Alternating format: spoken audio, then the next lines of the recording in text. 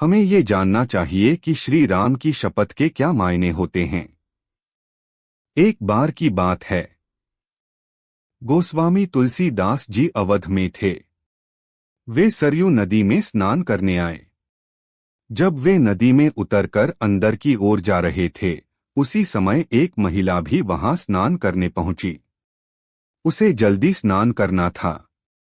उसने तुलसीदास जी को देखकर प्रणाम किया और कहा, बाबा जी, मुझे शीघ्र स्नान करना अनिवार्य है। आप उस ओर मुख कर नदी में खड़े हो जाइए।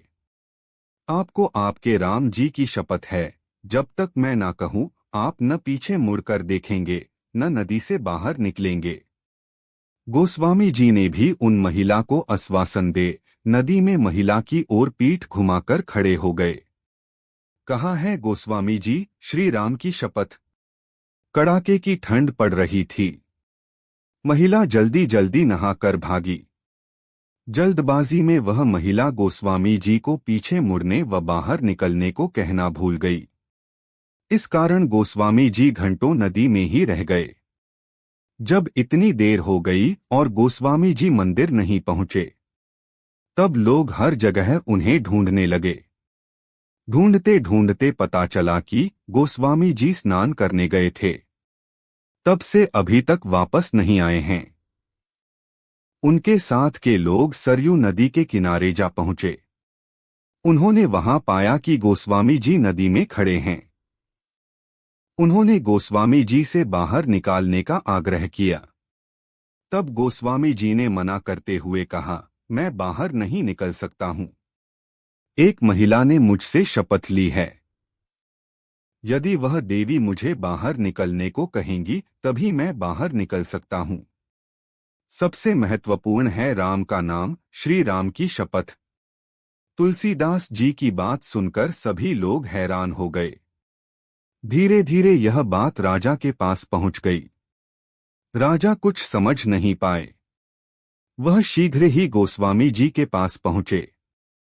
राजा ने गोस्वामी जी से बाहर निकलने की विनती करते हुए कहा, किसी व्यक्ति की शपथ के कारण इस कड़ाके की ठंड में नदी में खड़े रहना स्वास्थ्य के लिए सही नहीं है। सबसे महत्वपूर्ण आपका स्वास्थ्य है। परंतु गोस्वामी जी ने उन्हें मना करते हुए बताया कि मेरे से कहीं अधिक मेरे प्रभु का नाम महत्वपूर्ण है। उन देवी ने मुझे मेरे प्रभु श्री राम की शपथ दिलाई थी। उनका नाम मेरे पूरे अस्तित्व से अधिक महत्वपूर्ण है। भागी आई वह महिला। राजा ने गोस्वामी जी से पूछा, बाबा जी, उन देवी का नाम क्या है? कहाँ की रहने वाली हैं वो? इस प्रश्न पर तुलसीदास जी ने राजा से कहा, मुझे ज्ञात नहीं है। तब राजा ने पूरे अवध में ढोल बजवा के उन महिला को शीघ्र सरयू नदी के तीर पर उपस्थित होकर गोस्वामी जी को शपथ मुक्त करने का आदेश दिया। उन महिला को जैसे ही अपनी गलती का आभास हुआ, वे दौड़ती हुई नदी के तीर पर जा पहुंची। वहां हाथ जोड़कर क्षमा याचना करती हुई गोस्वामी जी से कहने लगी, बाबा जी, अब आप पीछे मुड़ सकते हैं और नदी से बाहर भी निकल सकते हैं। तुलसीदास की भक्ति एवं आंतरिक शांति। फिर कहने लगी, हे बाबा जी, मुझसे बड़ा अपराध हुआ।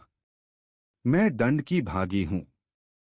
यदि आपकी दया हो तो क्षमा करें। गोस्वामी तुलसीदास ने मुस्काते हुए कहा, नहीं देवी, आपसे कोई अपराध नहीं हुआ है।